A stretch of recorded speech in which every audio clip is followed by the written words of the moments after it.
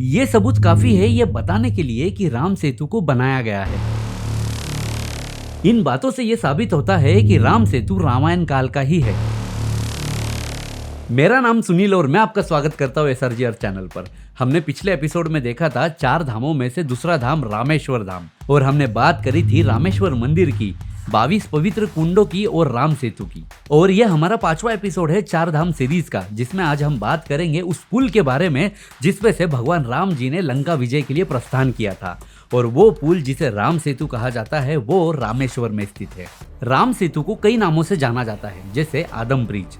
श्रीलंका के मुसलमानों का कहना है कि आदम इसी पुल को क्रॉस करके एडम पीक तक पहुंचे थे, जो श्रीलंका में है। इस पुल को नल सेतु के नाम से भी जाना जाता है, क्योंकि रामायण में नल द्वारा ही इस सेतु का निर्माण किया गया था। कुछ पुराणों और ग्रंथों में इसे सेतु बंध भी कहा जाता है, जिसका मतलब है कि 2 जमीनों को जोड़ने वाला, रामेश्वर से श्रीलंका। आज हम राम सेतु के कुछ भाग को ही देख पाते हैं, पर 15वीं शताब्दी से पहले राम सेतु पर लोग चलकर धनुषकोडी से श्रीलंका के मन्नार तक जाया करते थे। रामायण में बताया गया है कि जब राम सेतु का निर्माण किया गया था तब राम सेतु समुद्र के ऊपर था, पर प्राकृतिक बदलाव के कारण धीरे धीरे राम सेतु डूबने लगा। 1480 में एक बहुत ही भयानक तूफान आया, जिसमें राम सेतु के बहुत से हिस्से टूट गए। इस तूफान के बाद फिर भी राम सेतु दिखाई देता था, पर 1964 में एक बहुत बड़ी सुनामी आई। इस सुनामी ने राम सेतु के साथ साथ धनुषकोडी को भी पूरी तरह डुबा दिया, और यही कारण है कि आज धनुषकोडी में कोई नहीं रहता। उसे घोस्ट टाउन के नाम से जाना जाता है। इस सुनामी ने राम सेतु के बहुत से हिस्सों को नष्ट कर दिया, पर समुद्र में आज भी राम सेतु के टूटे हुए हिस्से पे लोग खड़े हो सकते हैं। और ग्लोबल वार्मिंग के कारण धीरे धीरे राम सेतु समुद्र के 9 फीट अंदर डूब चुका है। रामायण में राम सेतु की लंबाई 100 योजन और चौड़ाई 10 योजन बताई गई है। योजन एक लंबाई नापने की इकाई है, जिसे लेकर बहुत से विवाद है। कोई 1 योजन में 3 किलोमीटर मानता है, तो कोई 1 योजन में 8 किलोमीटर या 12.5 किलोमीटर।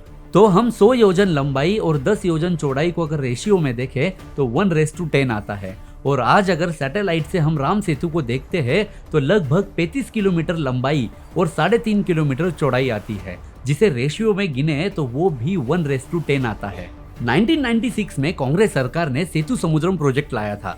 इस प्रोजेक्ट के अंदर राम सेतु को पूरी तरह तोड़कर जहाज के आने जाने का रास्ता बनाया जाने वाला था।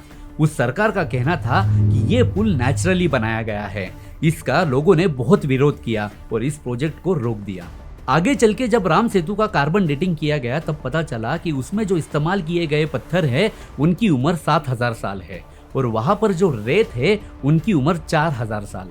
साइंटिस्टों ने ये भी कहा कि ये जो पत्थरों को रैंडमली रखा नहीं गया, सिस्टमैटिकली इन्हें अरेंज किया गया है। इससे ये तो प्रूफ होता है कि ये पुल मैन मेड है, इसे बनाया गया है। अब बात यह आती है कि ये 7000 साल पुराना पुल राम सेतु है या नहीं। तो देखिए, पुराणों में बताया गया है कि रामायण कब हुई थी। इनके ग्रह नक्षत्रों की स्थिति और दिशा बताई गई है, और अगर यही ग्रह नक्षत्र और इनकी स्थिति को आधुनिक तकनीक से आज एनालाइज किया गया तब पता चला कि रामायण 7000 साल पुरानी है। ताजमहल को सिंबल ऑफ लव कहा जाता है, पर सही मायने से अगर देखें तो राम सेतु से बड़ी प्यार की निशानी कोई भी नहीं है। राम जी ने अपनी सीता को पाने के लिए समुद्र पर सेतु बांध दिया।